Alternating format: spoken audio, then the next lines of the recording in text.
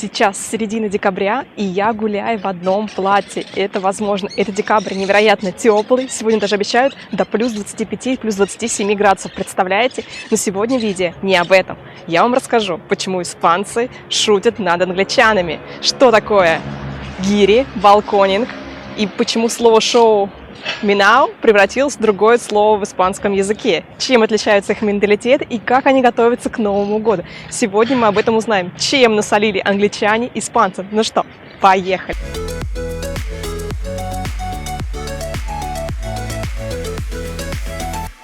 Конечно, когда мы пытаемся сравнить Испанию и Англию, первое, что приходит на ум, это Гибралтар.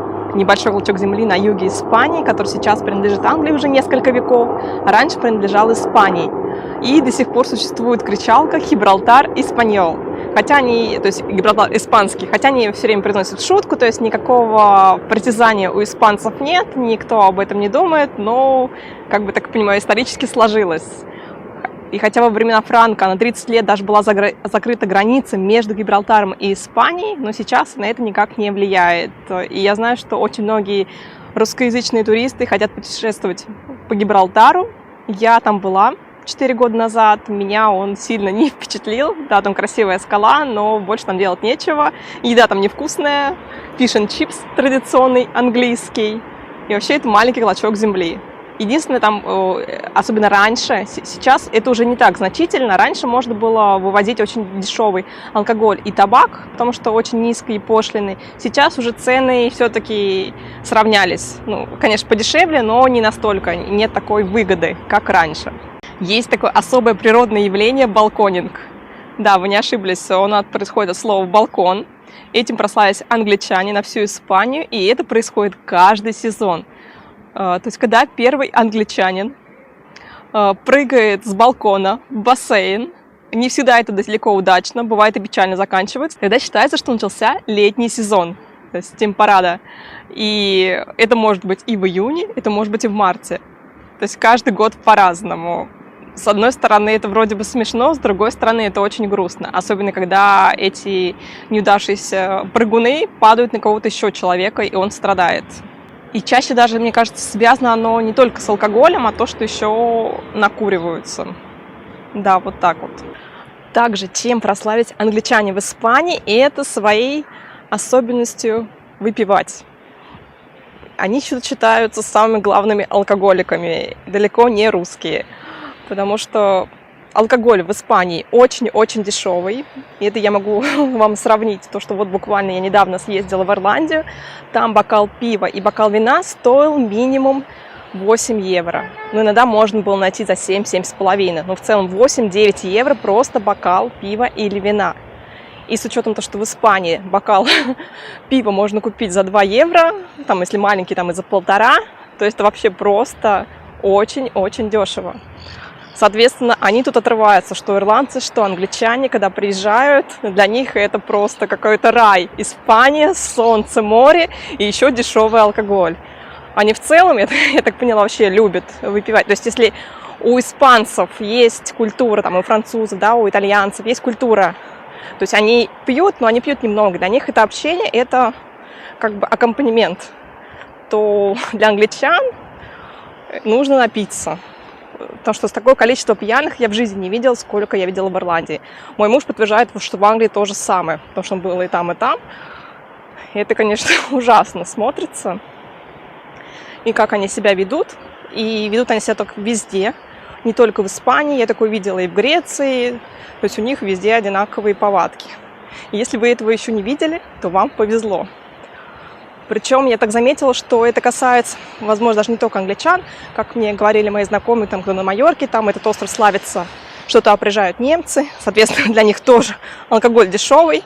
Они тоже уже начинают пить с утра. Но все равно больше всего знамениты этим англичане по всей Испании. Какого бы испанца вы ни спросили, вам это расскажут. И, соответственно, к англичанам и вообще ко всем иностранцам, таким бледным, с Северной Европы прикрепилось такое понятие, как гири, то есть иностранец.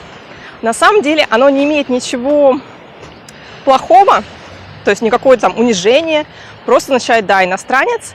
И с чем оно связано? То, что когда появились, ну, вообще, начал развиваться туризм в Испании в 60-х годах, да, при Франко, появились вот эти первые северные туристы, которые белокожие, ходили в Испании как раки, то есть все красные, с чем они еще знамениты, то, что они все красные, то есть никто не пользовался кремом, в шлепках, с носками, такие там с картой, да, вот такой типичный образ туриста.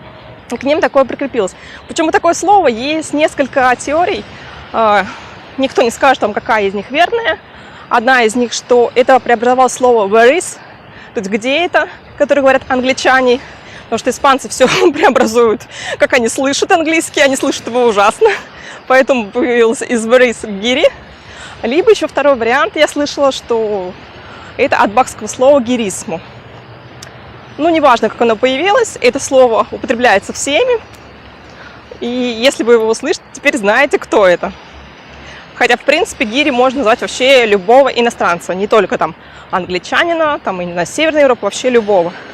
Но просто, допустим, мы все-таки как-то, у нас редко таких, то есть наших туристов, да, то, что такие красные-красные, как вот эти северные страны.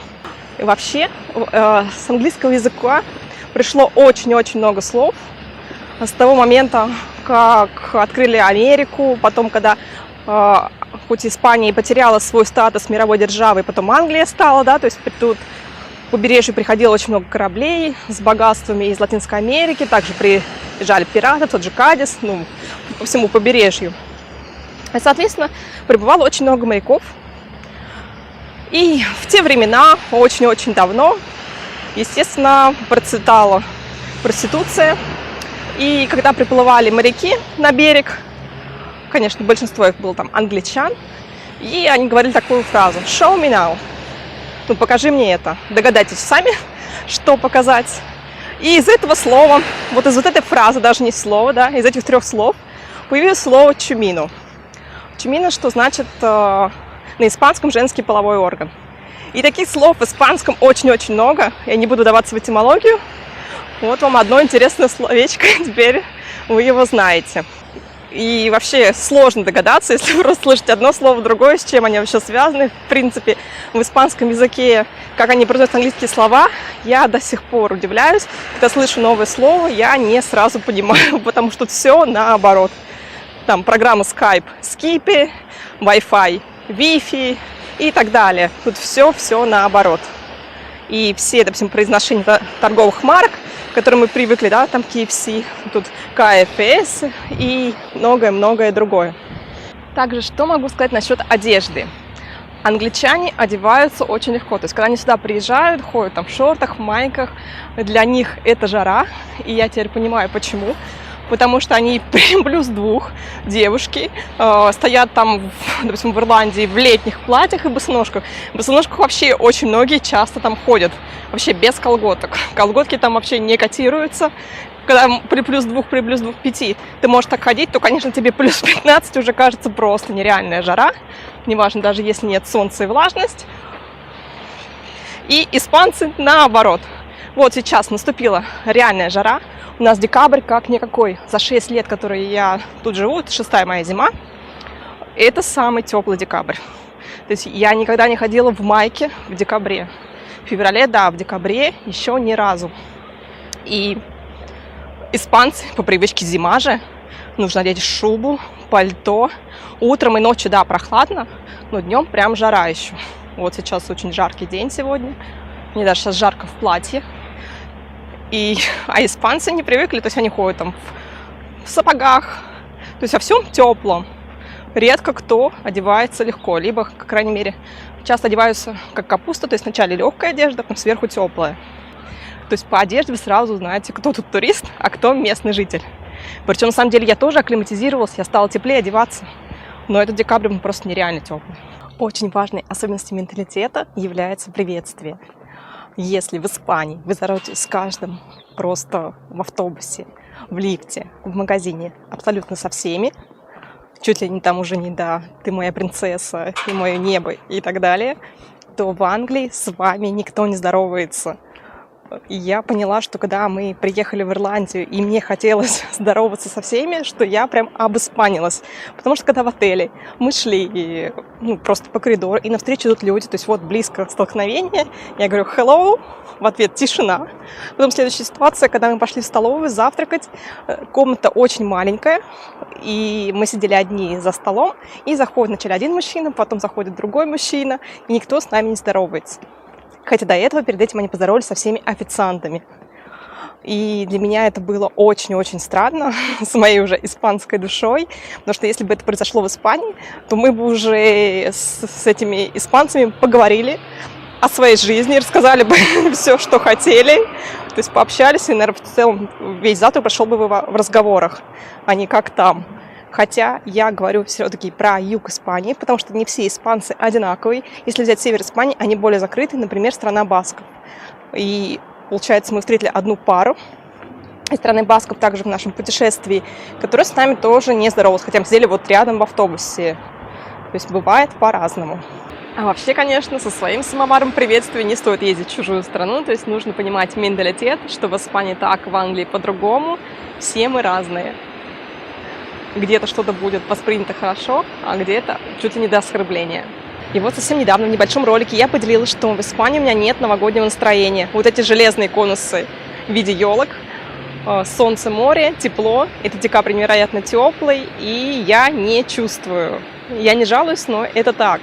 И когда я приехала в Ирландию, где хоть и нет снега, но, во-первых, прохладно, и плюс все дома абсолютно украшены, то есть все двери, везде висят венки.